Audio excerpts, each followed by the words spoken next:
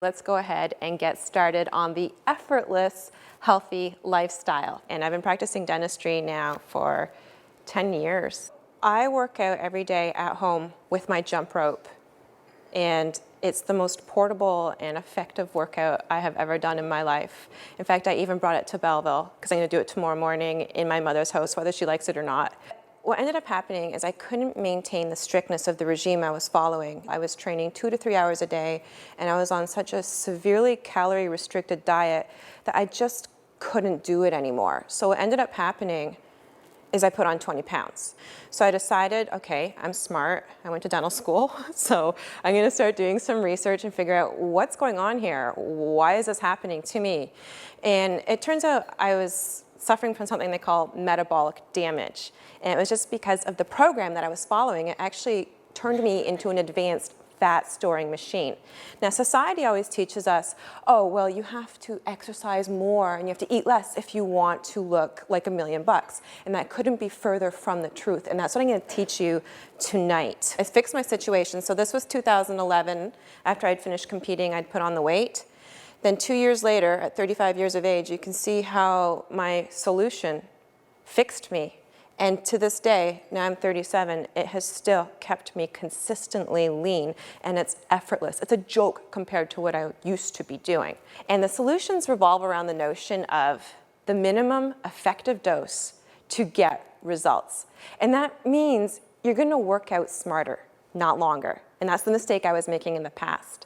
The other problem with dividing your calories into small little micro meals throughout the day is that none of those meals will ever promote satiety.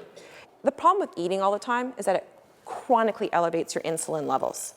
And when that happens, that's not a good situation because that causes chronic inflammation, and chronic inflammation is associated with stroke, heart disease, diabetes, and cancer. So ironically, the very protocol that has been preached to us for years is actually promoting disease. When you eat all the time, the only thing you're burning is the food that you're shoveling into your mouth. But if you actually stop eating, guess what you're going to burn? Fat, exactly. Have any of you heard of intermittent fasting? My mom's lost 20 pounds on the program and has kept it off for over a year. My dad lost 30 pounds on the program and has kept it off for over a year, and he no longer has asthma. Now, the alternate day fasting protocols are based off of Mark Madison's study on mice, where every other day the mice were not allowed to eat any food, but then on the other days they were allowed to eat whatever they wanted. And what ended up happening is these mice ended up living 30% longer lifespans than the mice that were just fed every single day. One of the byproducts of oxygen metabolism is the creation of free radicals. Have you heard of free radicals?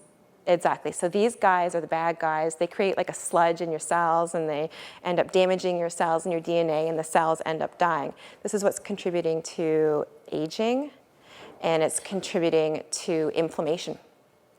So what's cool about fasting is that it allows your body to finally have a chance to clean itself up on a cellular level. This is called autophagy. A new study was released in 2014 from the University of Southern California. And in the study, what they found is that when they had people doing prolonged fasts of about 48 hours, this can actually cause your body to discard damaged immune cells and regenerate your immune system. I just got my results, my blood test results back from my doctor, and she was shocked at how much my good cholesterol values went up and my bad cholesterol went down. And she's like, what are you doing differently? I'm like, I just stopped eating. She's like, don't do that, it'll slow down your metabolism. I'm like, really? That's interesting, because there was a study in 1987 by Nair et al., and they were able to demonstrate that the earliest evidence of the metabolism slowing down into a fast didn't happen until 60 hours into a fast, and the metabolic rate only declined by about 8%. And I can tell you right now that none of us are going to be fasting for 60 hours. So, you know, there's just so much misinformation being propagated. So have you ever heard of IIFYM? I failed epically on meal plans. So in my opinion, a meal plan is nothing more than a professionally typed up eating disorder on an 8.5 by 11 piece of paper. I can't believe what I used to do, and I look better today, and I'm older. Go figure. I think what was really annoying too was lugging those coolers. Remember Dad got me the one that we could plug into the car? How to eat 14 cookies without getting fat. And I do this all the time. It's important that you do resistance training because muscle is what burns calories. So the more muscle you have, the higher your metabolic rate will be, and the more calories you will burn, which means the leaner you will be. A lot of women are scared to lift weights because they think, oh, I'm gonna look like She-Ra, the Princess of Power. But that's not true. I lift very heavy weights. Do I look like She-Ra, the Princess of Power? I don't have the testosterone in me. I'm not on the sauce. I don't take steroids, so it's not gonna happen. I learned that from Steven, the sauce.